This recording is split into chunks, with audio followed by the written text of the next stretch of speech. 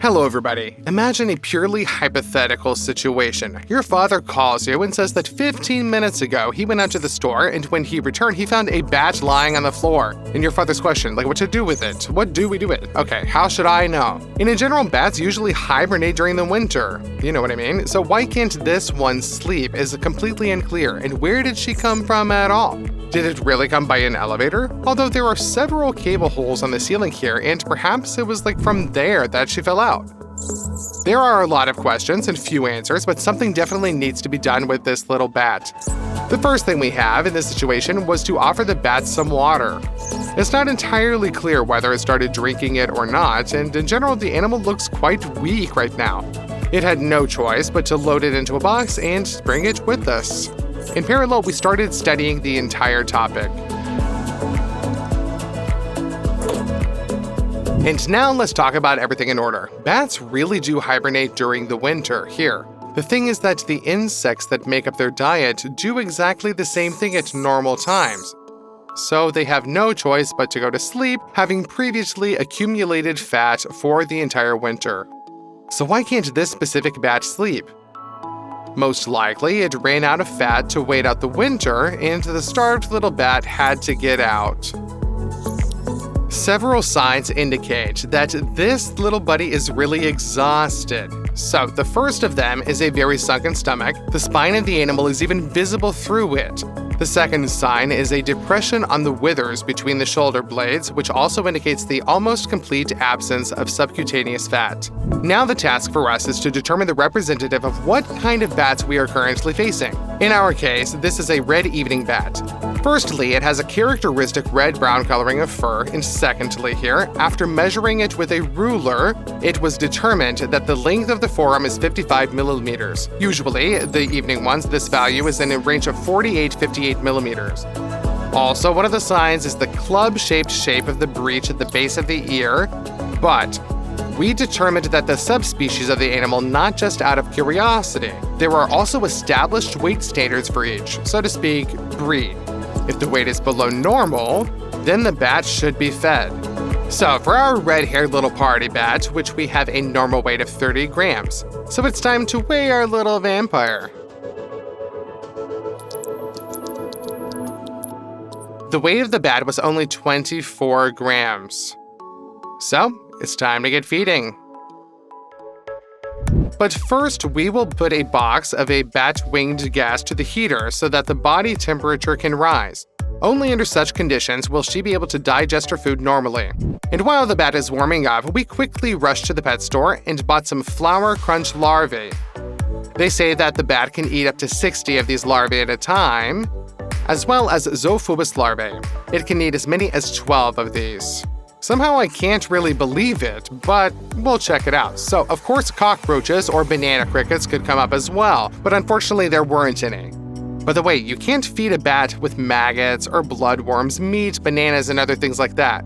Even if the animal eats the offered delicacy, it can cause problems with the intestines and even lead to death. Therefore, special attention should be paid to its nutrition. Well, our bat has woken up now, so you can start feeding. But it was not so easy to feed the animal that we have.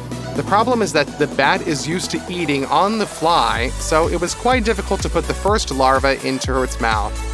Moreover, the bat in the box warmed up so much that it completely came out of hibernation, so that the animal began to wash and even comb out annoying fleas, just like a dog. We even managed to crush several annoying insects with tweezers right on the body. The bat of this animal was called, most likely, only because of the size, muzzle, and its habits, like any dog, really. And then something completely unexpected happened for us. Suddenly, the bat spread its wings and flew circling under the ceiling of the hangar. By the way, there is this misconception that bats cannot take off from a flat surface. They definitely need to jump down like Batman, and that's why they sleep upside down. In fact, this is all a myth taking off, and even how. By the way, it's our big omission that she decided to fly, because in this way, the animal consumes precious calories. But having flown in, the bat becomes much more active. I hope that in this way it has worked up an appetite.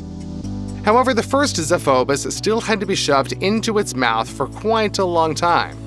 To do this, I even had to cut the larva up and slip it under the nose with the juicy side up. At first, the bat did not orient itself, but still it managed to grab the prey with its teeth. Perhaps someone wondered, why save a bat at all? One more, then one less, well, won't survive the winter, and so what?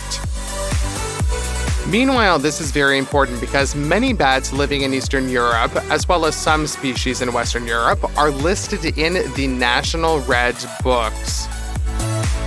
Each individual reproduces one maximum of 2 offspring per year, and their population is only decreasing, and it is very difficult to overestimate the benefits of bats in the ecosystem.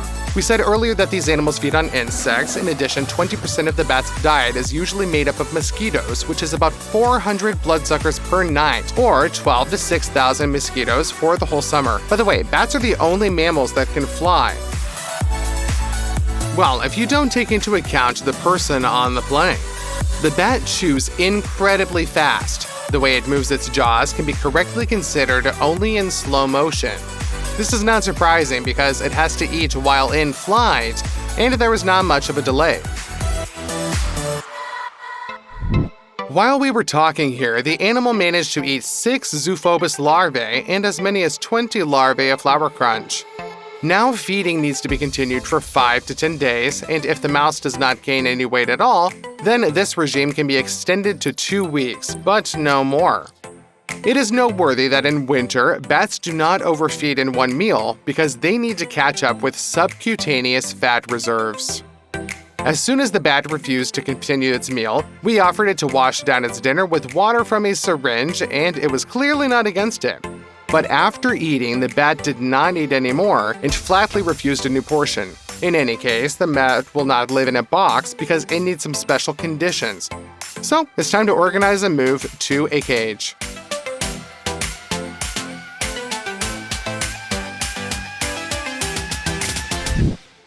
The lower part of the cage is pre-covered with scraps of cotton fabric.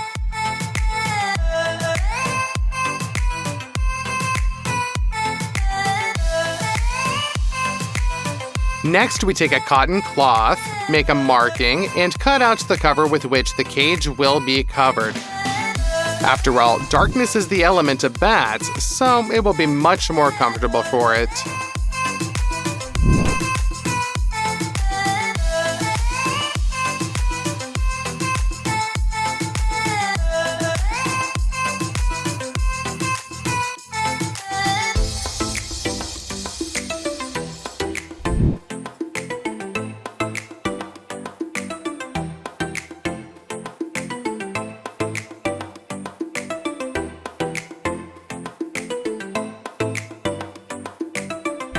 And now let's leave her at its room temperature for a day and let it rest.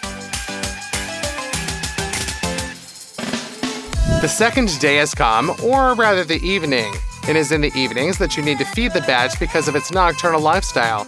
And these persuasions and attempts to feed began again.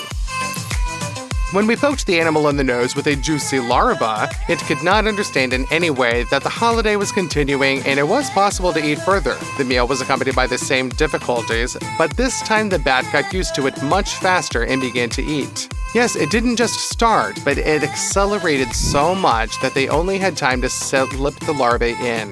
And the feeding process began to resemble a meat grinder. The main thing is to throw the meat in time.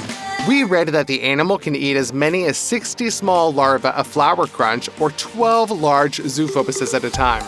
But it turned out to be an unrealistic task for such a small animal. And in fact, on the second day, the bat ate 9 large and 83 small larvae. That's what I understand, you guys. That's an appetite. The bat was so full that we'll leave it until the next evening. When we arrived at the hangar the next day, the lower part of the cage was covered with excrement. This can only mean one thing. The bat's digestive process has been normalized, so we decided to make life easier for ourselves and tried to just throw the larvae directly into the cage, in the hope that the bat will directly discover the prey itself. But it was not there again that I had to take out the animal and feed it manually. On the third day, the animal's appetite was much more modest, just at the level that they write about in the smart literature. And of course, do not forget to offer it some water. Although this time, as it seemed to us, the bat didn't drink anything at all. That's how the 4th day of feeding came imperceptibly, and the normalization of the animal's condition became even more obvious. We found the bat in its natural sleeping position, upside down on the ceiling. Apparently, after 3 days of eating, it had the strength to do it.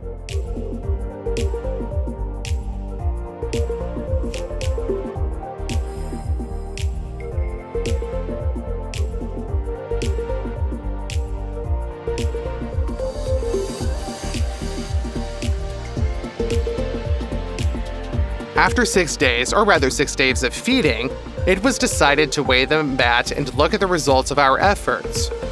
Carefully, we moved it into the petri dish on the scales and proceeded to weigh it. Now the weight of the bat showed 29.4 grams. I am going to remind you now that the norm at which you should start feeding it is an indicator below 30 grams. It's a little bit lagging here, but considering how tortured it was just recently, this is pretty good indicators. It is even visible here that the bat lost the hollows on the abdomen and between the shoulder blades, which means that the subcutaneous fat for wintering began to accumulate.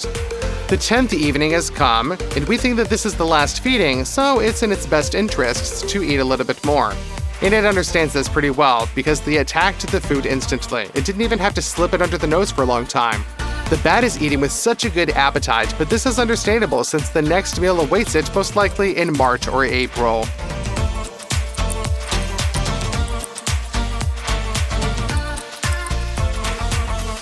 What the bat ate on the evening of the 10th day digested it overnight, and now on the morning of the 11th, the final weighting can be carried out.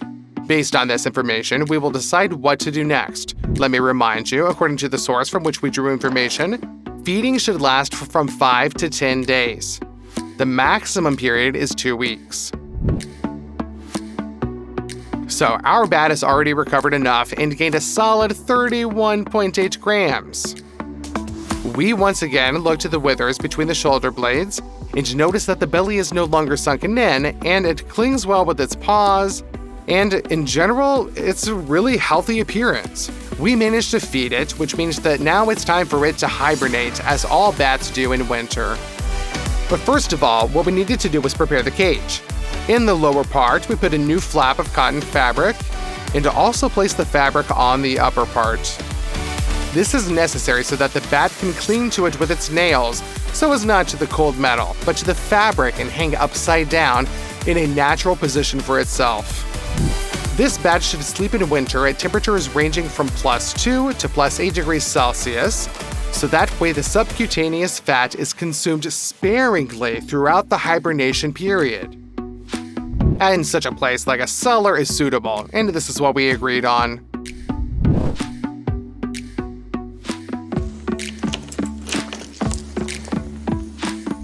Now it is only +3 degrees outside, and in a month, we can take their udder bat and do a control weigh-in to understand whether it'll be hibernating a little bit further until spring, or we should start feeding again.